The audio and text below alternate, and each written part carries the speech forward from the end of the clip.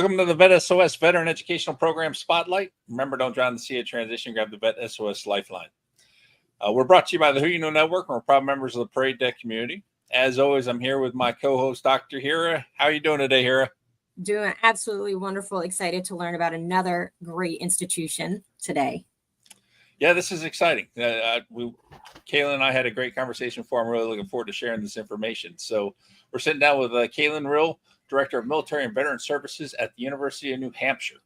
She serves as the director of that program, and they provide assistance to approximately 900 military-connected students across all 4 UNH campuses. She began her work with military populations as a transition counselor with the U.S. Army Soldier for Life Transition Assistance Program at Joint Base Myer-Henderson Hall in Arlington, Virginia.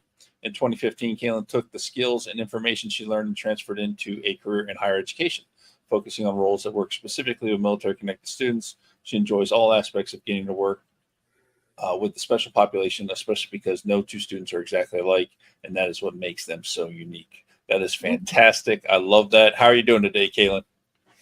I am doing wonderful. Thank you so much for having me today.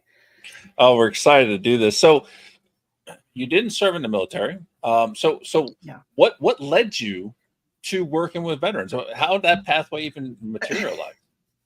Sure. It's I always like to tell this story as it's a little bit happenstance and chance and a little bit of interest as well. So I actually was in graduate school down in Washington, D.C. And of course, there's a large military population there.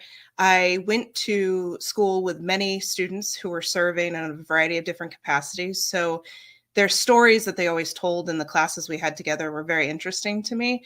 And then an opportunity opened up at Joint Base Myer-Henderson Hall to work in their transition program. And I thought this could be really interesting and a way to start to learn even more about what this population is going through, bring my perspective of the world to them. So I'm just a civilian. And so I can tell them what's been going on our side of things for a while, but also learn from them about what they're going through. And so I found an opportunity. They took a chance on me. I worked primarily with spouses and veterans themselves, but I really appreciated all that they taught me. And I transitioned this into higher education because I wanted to continue doing the work, but I was moving back home to New England. And of course, there's not TAP programs up here as aplenty as there are in other areas. So I really looked at what have I been doing primarily in TAP, and it's really been transition planning and career planning for them, whether they stopped in education first and then they went on to their career that they were looking to do, or went right to their career. And so I found that colleges had the most opportunity to continue to do that type of work with them. So I actually started in career centers specifically, but because I had that military background now with the TAP program, they always had me as the go-to person for anyone that had a military connection. And then it's slowly transitioned to now where I work primarily in the Veterans Center that we have, and then can help them still in those variety of ways of plan for education, plan for your transition after education, what you're going to do at that point. That's an awesome journey. And you're right. There's not a whole lot up there in New England. My family, my grandparents and my parents are all from Worcester, Mass area. And I think I have one cousin that lives in New Hampshire, but yeah, it's not a whole lot of bases to jump into that program up there with. So there are not, no. All right. So tell us a little bit about University of New Hampshire. Sure, absolutely. So as you mentioned in the intro, we have about 900 military connected students. So that covers obviously our student veterans, as well as anyone that has a connection if they're currently serving in any capacity, and our dependents. And we do that across 4 campuses that we have, 3 physically in New Hampshire and 1 that's online. And through Military and Veteran Services, we help them in sort of a 2-tier way. So the first is we do any and all processing of paperwork for education benefits, whether that comes from the federal government or the state government, all of that passes through our office. And then the second is that we operate a Veterans Center space on our Durham campus and then a Veterans Lounge on our Manchester campus. And this is a space that's just dedicated to our students, right? So we do a lot of work there to connect them to resources, both on campus and in the community, because sometimes they get, what they're needing assistance with, it's better to send them to someone in the community than here on campus. We do programming for them there, and we really just set up these areas to be like a home base for them. So come see us, come meet other students that, you might have a familiar story with. Just have a truly comfortable area on campus where you might not feel quite so other as you can in some different spots. And then let us support you. We always say to our students, come to us first. If we have to send you, somewhere else because they're going to answer the question better for you, we're happy to do that, but you can use us as a stepping off point. It's fantastic. It's so critical to have that place of like, you don't know what you don't know. So what I always told students working with them, it's okay, but know somebody to go to so that you can find out. And it sounds like that's what you're doing there for your military connected students, which is wonderful to hear. If you were to share maybe 1 to 2 very specific programs or pieces that you do for your military community throughout the year, what would they be? Sure. So one of them is we offer green zone training. And so this is not directly like our community attends it, but I think it's very crucial and important because it's helping to educate the broader campus about our students, about some of their experiences they may have had beforehand and how to best, approach them and working with them.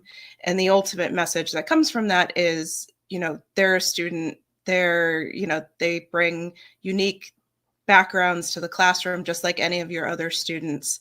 And yes, there might be some specialized things they need help with, and that's where you can come and contact us and we'll help you with that. So I think that's really helpful because we're just continuing to work on a better understanding and a better acceptance of these students outside of just our area. And then we do a new student veteran orientation. So we do that at the start of every fall and every spring. Invite our students to campus, and we basically mimic the larger student orientation that happens with students primarily in June before the start of the year. And so it's just our special, unique way of saying we want to welcome you together here as a group.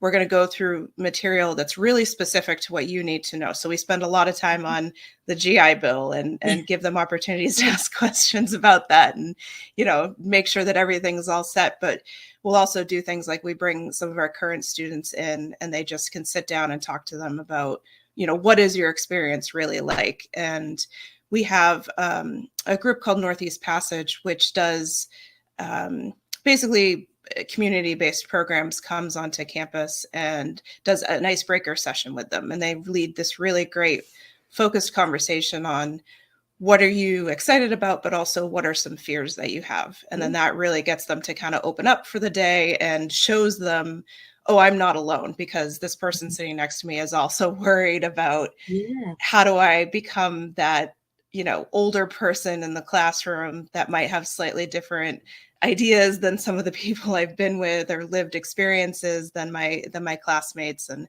how do I kind of navigate that situation? So I think those two are definitely the most important ones that we do.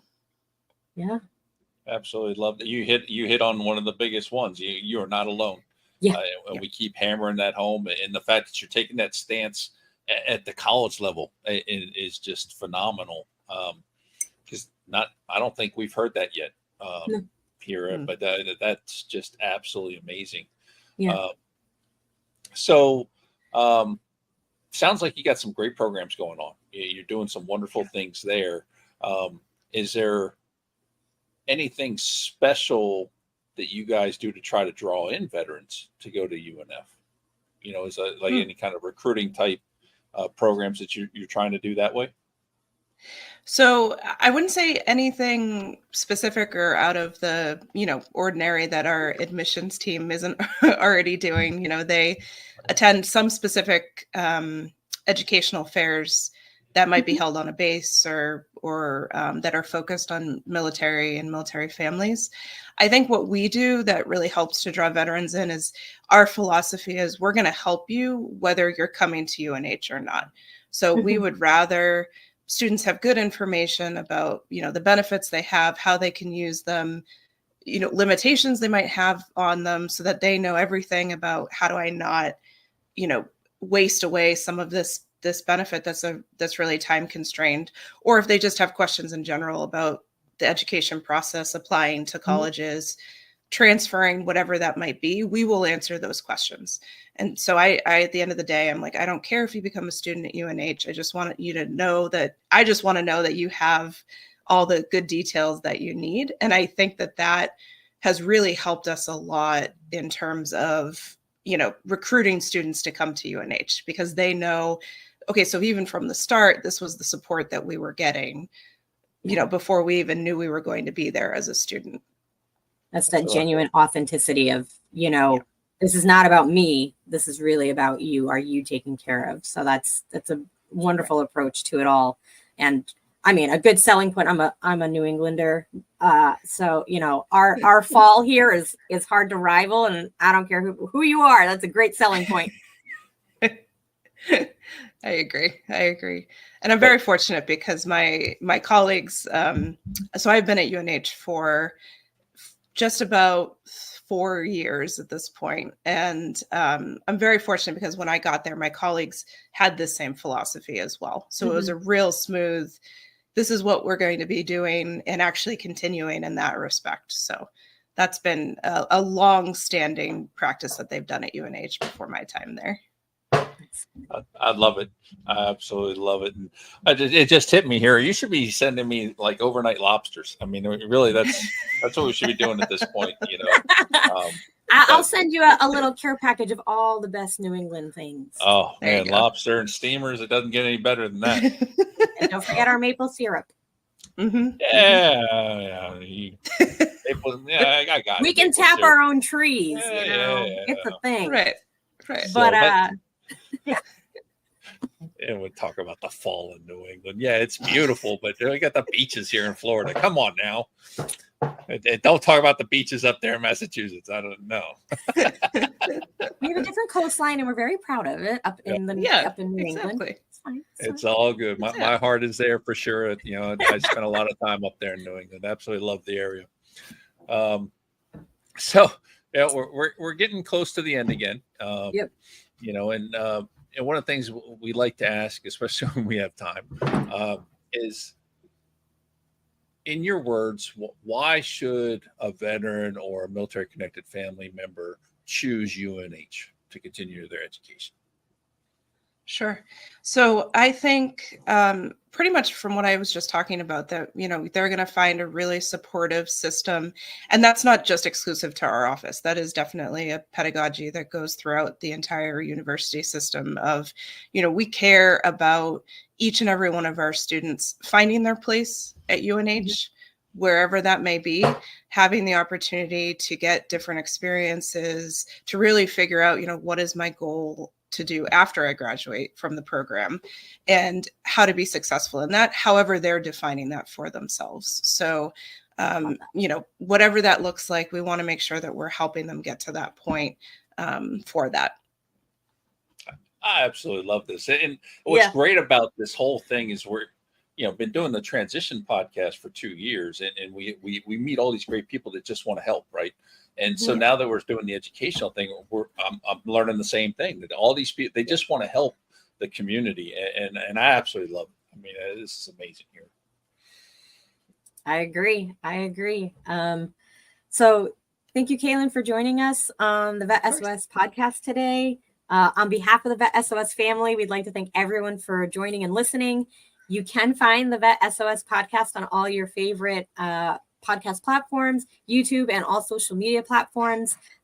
Make sure that you subscribe and follow Vet SOS so you don't miss a thing. And please remember, don't drown in the sea of transition. Grab the Vet SOS Lifeline.